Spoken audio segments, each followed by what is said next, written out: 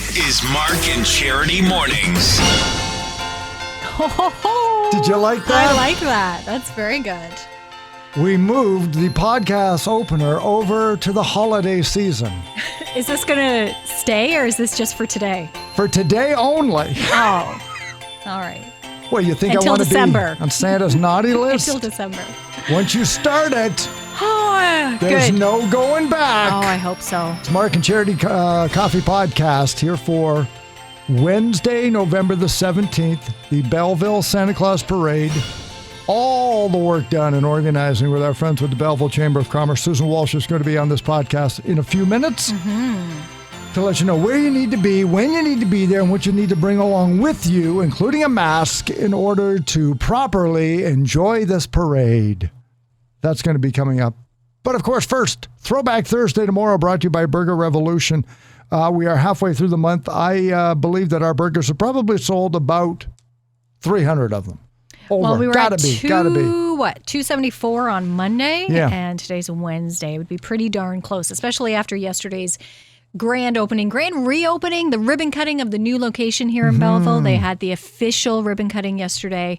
They're in the former E-Cafe location next to Empire Theater. Great location and a beautiful store. So I imagine that in itself sold a few burgers yesterday. Well, I've sold a lot of charity burgers. I'm shut out in Belleville. You come out to that's Trenton. because, but charity's only available in Belleville. Right. And Mark is in Trenton. $1 from each. So $1 each of mine is going to the Royal Canadian Legion branch in Trenton and the Enrichment Center for Mental Health here in Belleville. The beneficiary of your $1. That's right. From yours. So get out there and enjoy those. And we'll get Jeff Camacho, the owner, on the show again next week on Monday and on the podcast to let us know where we are. Maybe we'll be over 400 by then. So fingers crossed. grab those burgers. We're only going to be in November. And he said, people say, hey, you should keep these on the menu. No. He's a businessman. He knows. No.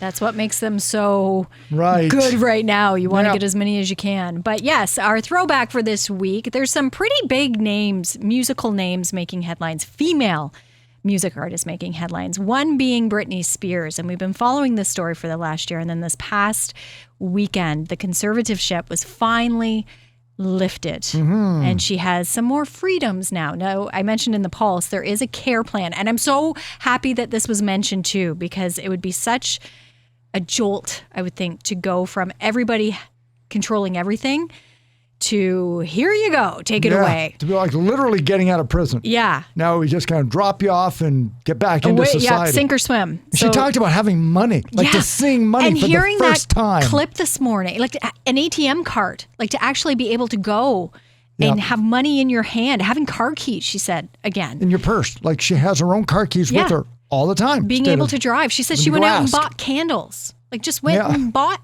something. She hasn't. So there's always that fear it'll go the other way. So glad that she has a team still around her, but a lot more freedom. So we thought we'd celebrate Britney this week, and she is our theme. We picked two of her earlier hits before all of this really came to head and started to happen for her. So I went with Stronger.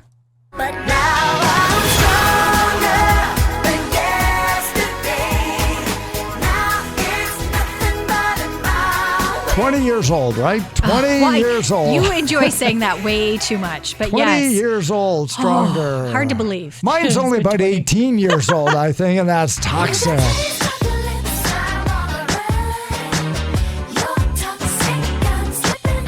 Get on our social media sites, Facebook or Instagram, and get your votes. And winning song is going to be played after the 8 o'clock news tomorrow morning. And if it is any indication, it will be a virtual tie.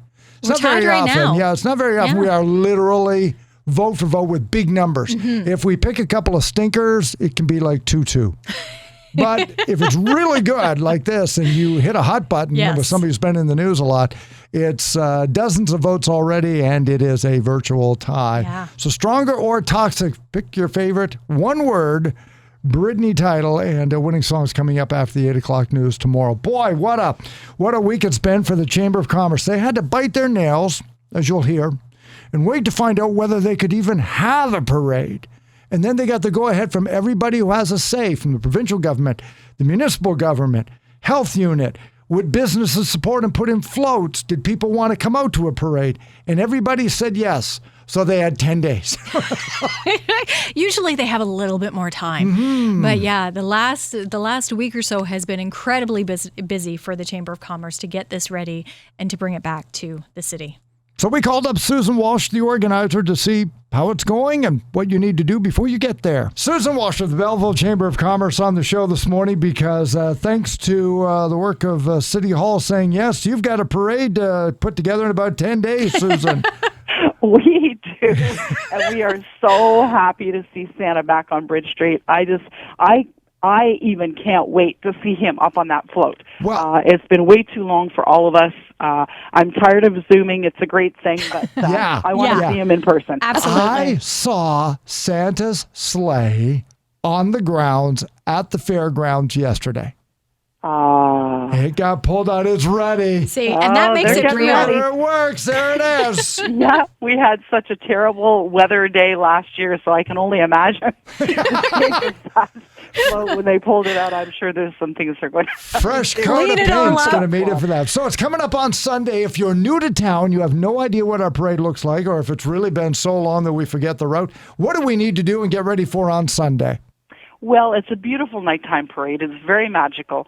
And we leave the Tim Hortons at the corner of Bridge and Sydney at 4:30 p.m. this Sunday afternoon. That's the 21st of November. Okay? I will warn you, though, that that's not a good place to watch the parade because the floats have just come off the fairgrounds property. They're trying to get lined up properly. They don't have their speeds going. Some of them are still working on their lights, et cetera, et cetera. So you want to be a little further down Bridge Street to watch. So we travel all the way through the West Hill. We stay on Bridge Street all the way through the downtown core, downtown district, I should say. Then we head up the small hill into the East Hill district and go all the way on Bridge Street to the Bayview Mall. And the Bayview Mall is also not a viewing area. You don't want to be there. That's where people are jumping off the floats and all this stuff is happening. If you want to see the great parade, stay, in the more central part of Bridge Street. It's almost 4 kilometers, so there's lots of room to spread out. I know the health unit is advising that people should wear their masks, especially if social distancing is not going to be possible, but it's based on your own safety level. So we want everybody to just come and have a great time. Now, how many floats are in the parade this year, Susan? Are there newcomers? There are lots of newcomers, actually. Now, we lost probably about 15 of our traditional floats that people would have been used to seeing. Now, a lot of those are people like schools, teams, scouts, like different groups like that who have not been able to to get together over the last 20 months because of COVID. And quite frankly, we would rather not have, so many of the younger children. Yeah. We do have 2 dance troupes, though, so it's going to be exciting dancing down that street. We have a lot of great entries, so there's no compromise whatsoever to the quality of the parade. The other thing that has happened over the past year, which is heartbreaking for me as a performer, and that is that bands have not been able to rehearse. Oh. And I'm talking about marching bands. Yeah. Right.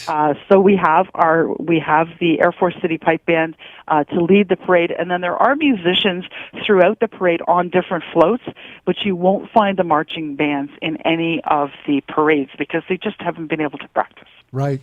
Susan Walsh of the Belleville Chamber of Commerce, which, as always, shoulders the work to bring us the Santa Claus Parade. So we thank you very much for your efforts. People on the side of the road need to be prepared, though. There's notes for Santa. Will we be doing food for the food bank? What do we need to bring to the parade to help with the community?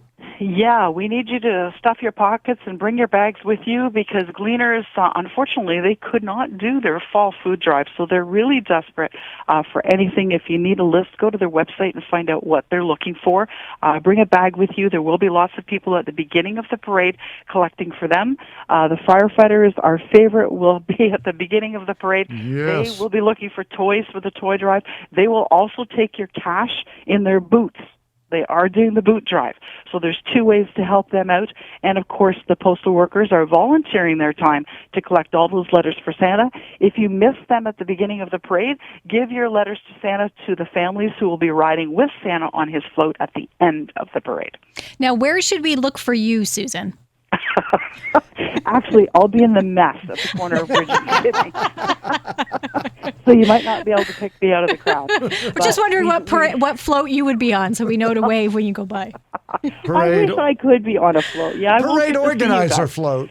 We have amazing, just amazing hosts this year for the parade. So everybody's going to be looking forward to seeing Mark and Charity host the parade. It's going to be a blast. We are looking forward to being Our a part pleasure. of it too. Yes, it's going to be a lot of fun and excited to have it back Yeah, for sure. in its traditional form. Last part that isn't always the fun part. We got to talk about no parking on parade starting when to when. Yeah, it's best to stay away from these spots all day on the Sunday because I believe they'll probably block them off overnight or very early in the morning when we're all still tucked away in our beds. So there's no parking on a Bridge Street anywhere between the junction of Cedar, okay, like near the courthouse, the new courthouse, all along that area. And then when you go over the Bridge Street Bridge, you're into the area around all of Paul Dinkle's restaurants, Dinkle's and Paulo's and the Lark and that area, Century Place. No parking along there. Then you pass through Pinnacle Street and you have the Armories on one side and Bridge Street Church on the other. No parking in that block at all. We need to keep it safe for people standing and watching the parade. We don't want children darting in and out of parked cars.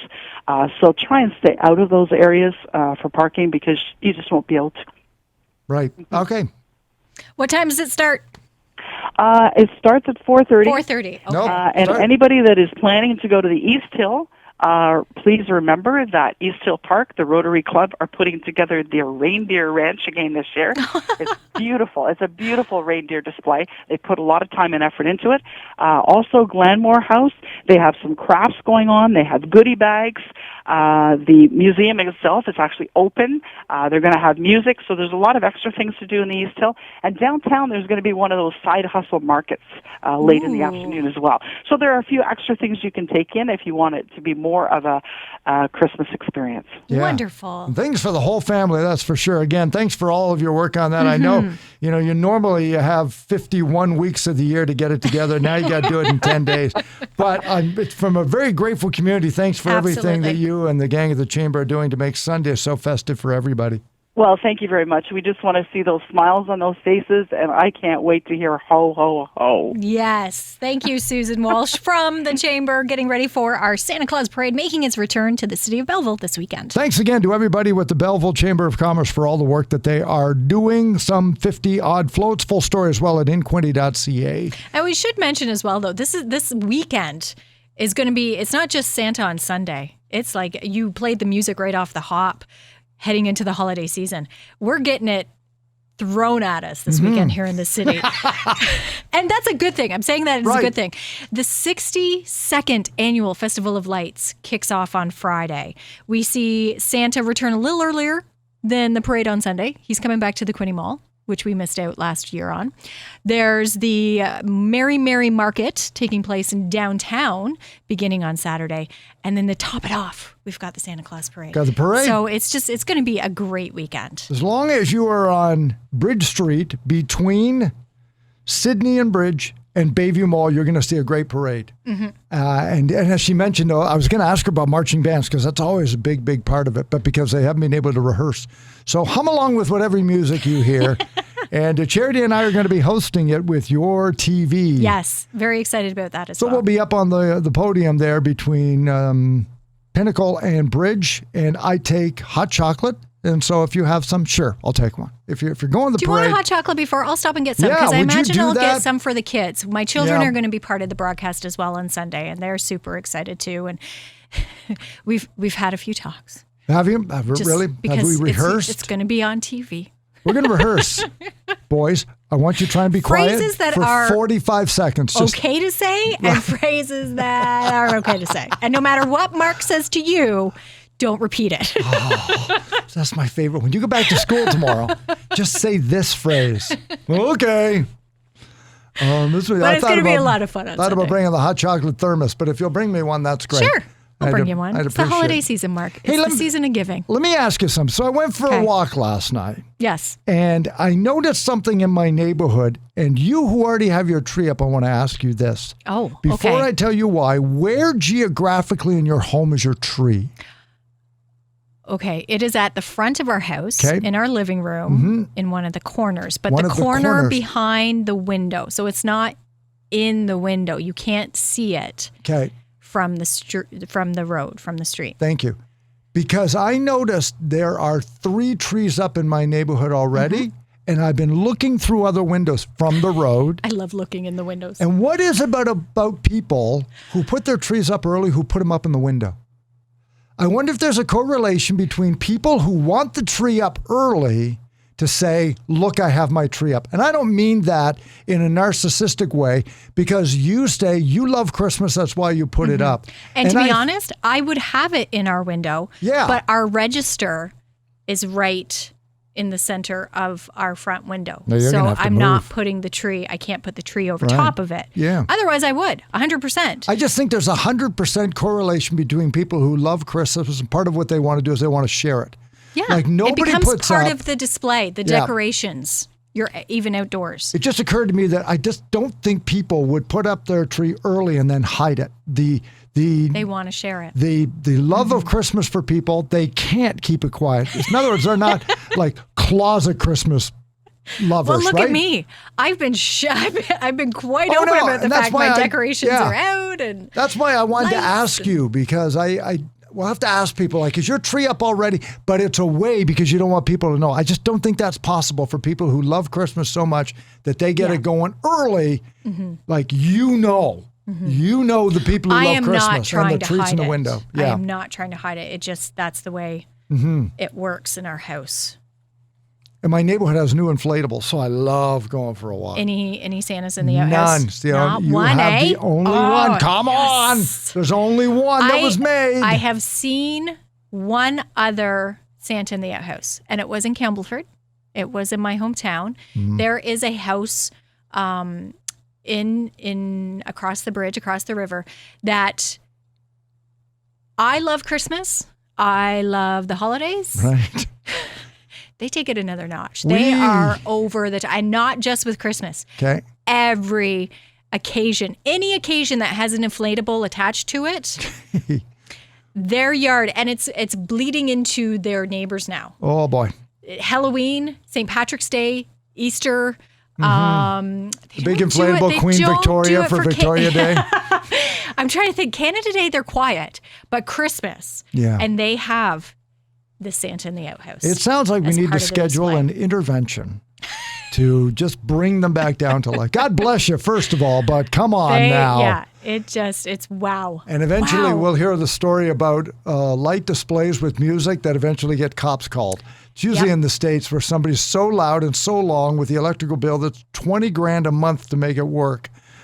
So it's not that one in Campbellford. No, but the but there inflatables. are those houses around town too. And I was trying to remember if there was one here in Belleville, because I know there is one out by us who has the lights set up to go with the music, Mm-hmm. and people come from all over to watch it. But they collect for, I think last year was for Sick Kids. They pick a different charity and they will collect that's nice. donations. So you make a donation when you come and watch. But is there one here in Belleville that does it? I don't know one about that. We'll have to find I'll out. have to. Yes, I'll look into If that. only we had a radio show to ask people. Yes. Sounds like something we'll do tomorrow. So it's the Mark and Charity Coffee Podcast. Lasts about 15 minutes. You'll find it here on Spotify. If you click that little heart at the top, you'll get a notification every day when it's uploaded. It's uploaded by 11 a.m. Eastern Standard Time.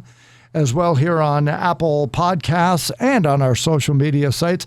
Vote for our Throwback Thursday tomorrow and join us. Wake up with Mark and Charity Mornings, Belleville, Ontario, Canada. It is Wednesday, November 17th. Have a great day.